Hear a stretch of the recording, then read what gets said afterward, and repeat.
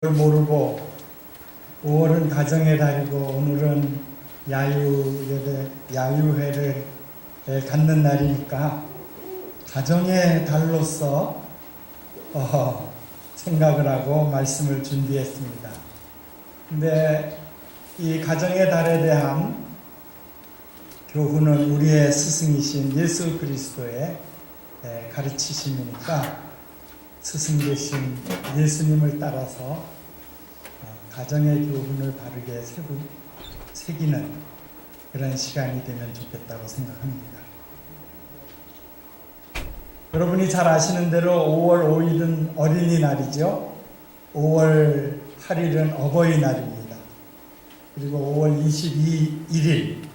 21일은 부부의 날입니다. 사람에게 있어서 이 부부의 관계, 자녀와의 관계, 부모와의 관계, 이 세 가지 관계는 사람의 본질을 형성하는 가장 중요한 관계라고 말할 수 있을 것입니다.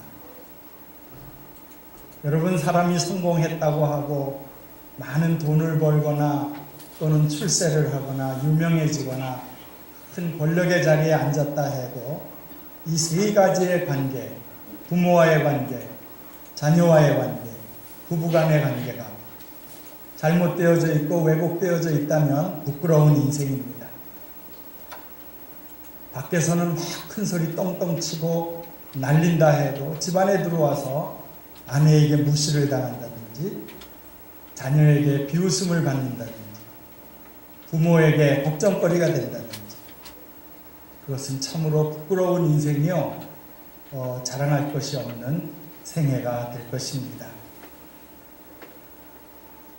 예수님은 이 세 가지 관계가 어떠셨을까요? 가만히 생각해 보면 세 가지 다 실패하신 것 같아요. 예수님은 결혼하지 않으셨으니까요. 부부관계를 알 리가 없고요. 부모를 30살 이후에는 봉양하지를 못한 것 같습니다. 그렇죠?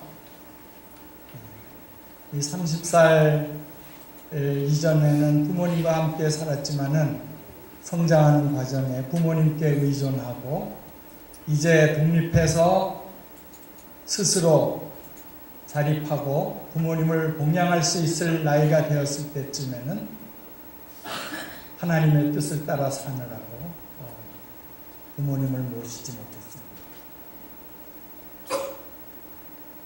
더군다나 부모님보다 먼저 세상을 떠났습니다. 부모보다 앞서서 세상을 떠나서 그 가슴에 못을 박은 생각을 하는 예수님은 훌륭한 아들은 아닌 것 같습니다. 결혼을 하지 않았으니 자식을 낳지도 못했습니다.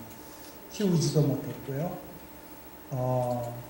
자기의 자녀를 가슴에 안아서 그 아름다운 아기의 얼굴을 바라보거나 사랑을 느껴볼 수도 없는 그런 생애를 사신 것 같습니다. 그렇다면 예수님은 실패자일까요? 결혼도 못했고 부모도 봉양 못했고 자식도 키워보지 못했으니 이 세 가지의 관계, 가정에 있어서는 아무 할 말이 없으신 분이 예수님이 아니신가 그런 생각을 할 수가 있습니다. 그러나 오늘 본문은 무엇을 말하고 있습니까? 예수님께서 십자가 위에 매달리셔서 그 극심한 고통 가운데서 아래를 바라보니까 예수의 어머니 마리아와 그 제자, 사랑하는 제자 요한이 함께 서 있는 것을 바라보셨어요. 그리고 그 위에서 한 말씀 하십니다. 어머니, 아들입니다. 그리고 요한에게는 너의 어머니지. 그러고서는 세상을 떠나셨어요.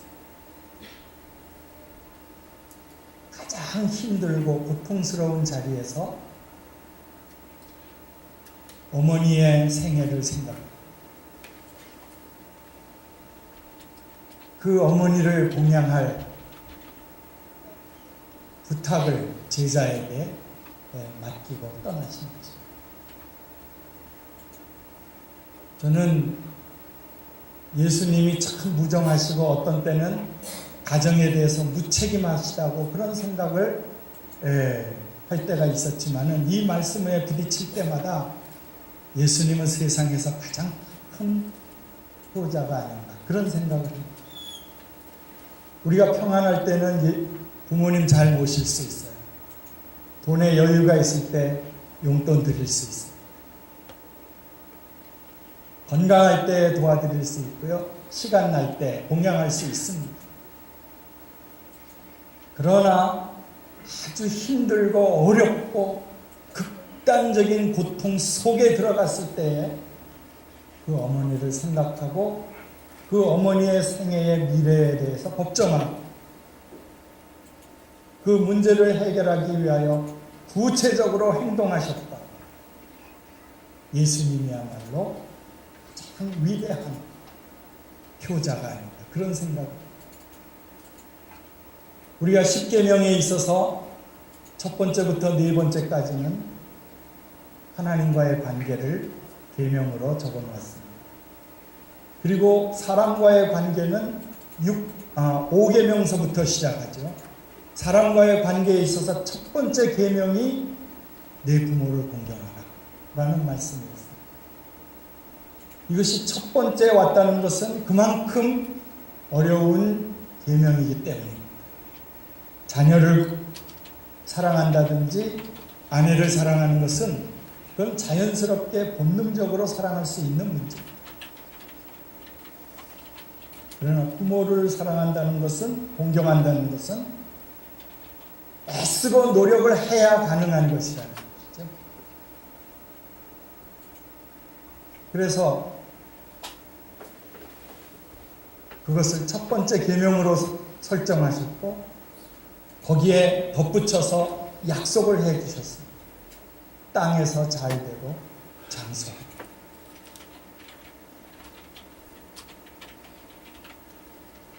저는 제 자녀들이 부모에게 항상 잘하지는 못하지만은 주로 잘하면서 지냅니다. 말을 잘해야 돼요. 근데 가끔 가슴을 찌르는 어떤 시간들이 있어요. 그럴 때 섭섭하거나 미운 마음보다는 걱정스러운 마음이 들어요. 하나님께서 용서하시기를 빌고 혹시라도 이것 때문에 하나님께서 계획하신 복을 거두시는 일이 없도록 이렇게 걱정하는 마음으로 기도하게 됩니다. 지난 어버이날 우리 며느라이가 봉투를 하나 줬어요. 금일봉. 근데 그 액수는 정말 얼마 안 되는 것이었지만 이것을 준비하는 그 생활을 내가 들여다보면은 참으로 어려운, 열심히 양계장 해가지고 달걀 팔아서 열심히 생활하는 가운데에서 그 마련한 그 금일봉이 계속해서 제 마음을 감동을 줍니다.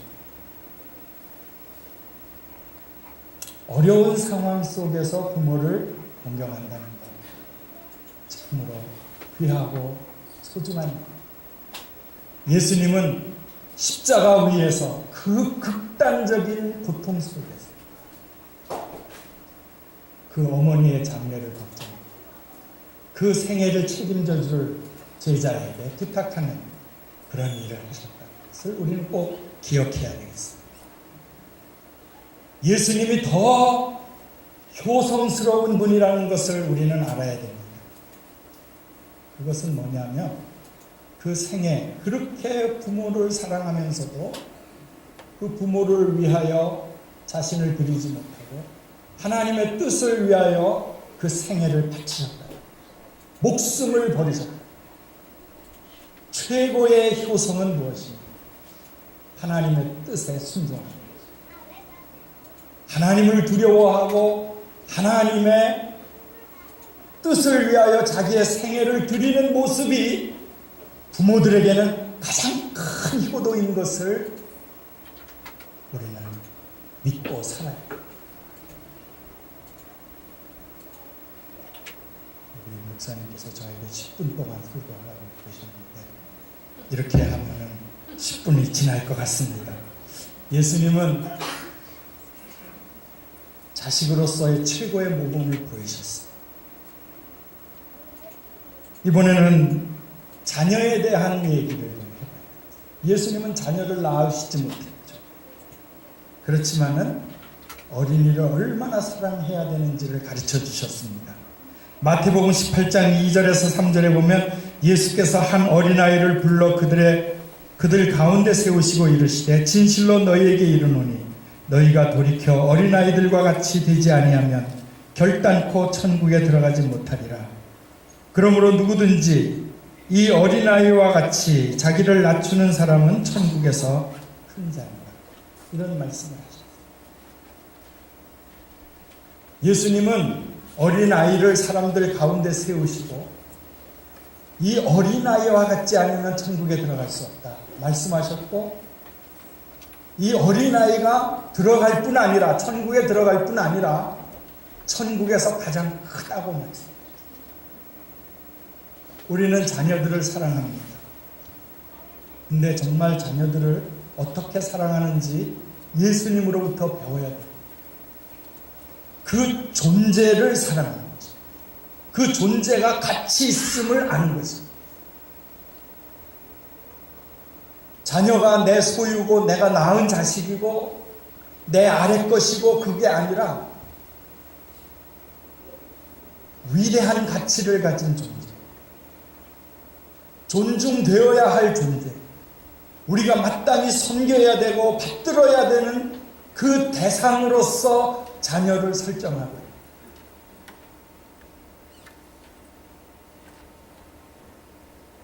저는 제 자식을 아버지라고 생각하지 않기로 했어요. 왜냐하면 아버지는 하나님이지. 나도 하나님을 아버지라고 그러고 우리 아이들도 하나님을 아버지라고 그러니까 나와 내 자식들과의 관계는 엄밀히 말하면 형제입니다. 그래서 형제까지는 끌어올렸습니다. 또 더 올려서 친구까지는 끌어올렸어요. 근데 천국에서 큰 자, 섬기고 받들어야 할 위대한 존재로서 설정하지는 못한 거예요.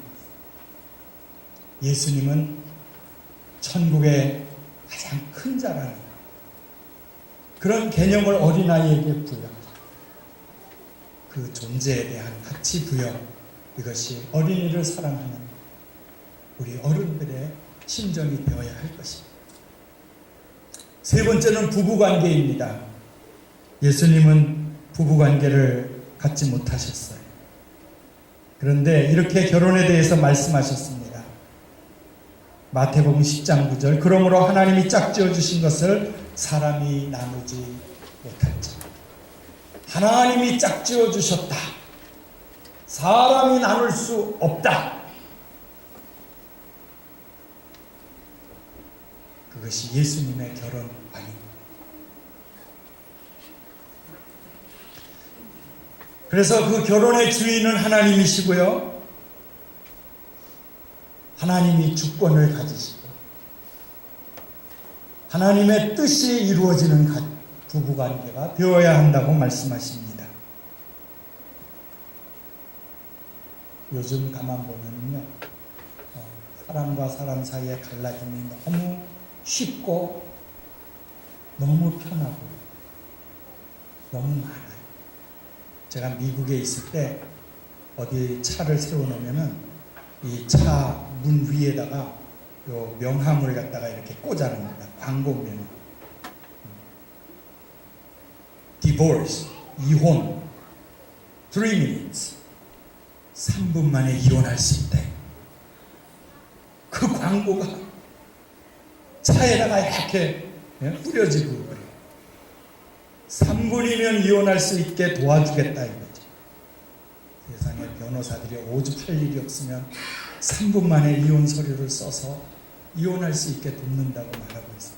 이게 세태입니다. 그러나 결혼의 관계에 있어서는 그것은 하나님이 결정하시는 것이고 하나님 외에 그 누구도 나눠서는 안 된다고 예수님은 말씀하고 있는 것입니다. 요즘 이혼하고 재혼하는 일이 너무나 많습니다. 그러나 그것은 회개하고 용서받아야만 할 일인 것입니다. 교회는 그들을 받아들이고 사랑해야 합니다. 그러나 본질은 죄와 타락된 세속사회의 병폐라는 것을 우리는 확실히 알아야 될 것입니다. 우리가 예수님의 정신으로 살면 결단코 갈라지거나 싸우거나 부정을 저지르지는 않을 것입니다. 여러분, 이 가정의 달을 맞이해서 나와 부모와의 관계, 나와 자녀들과의 관계, 나와 아내와의 관계, 남편과의 관계, 이 관계를 예수 그리스도의 관점, 예수 그리스도의 교훈으로 재설정할 수 있는 그런 시간들을 가지시기를 주님의 이름으로 축원합니다. 기도하겠습니다. 하나님, 우리에게 가정의 달을 주시고 이 5월 한 달 동안 자녀와 부모와 부부간의 관계를 잘 생각할 수 있도록 기회를 주셔서 감사합니다. 하나님 아버지, 우리의 스승 되신 예수 그리스도의 정신을 본받아 가장 고통스러운 자리에서도 부모를 공경할 수 있게 하옵시고, 아무리 어린 자녀라고 할지라도 천국에서 가장 큰 자로 섬기며 받들을 수 있는 저희들 되게 하옵시고, 뿐만 아니라 하나님께서 짝주어 주신 부부, 하나님의 다스림 속에서 영원히 사랑하며 끝까지 갈라지지 아니하고 서로 하나가 되어서 이 어지러운 세상을 믿음으로 살아가는 아름다운 부부가 되어줄 수 있도록 도와주시옵소서. 주여, 예수 그리스도의 그 가정이 우리의 가정이 되어질 수 있도록 도와주시옵소서. 주께 감사드리며 예수님 이름으로 기도하옵나이다. 아멘.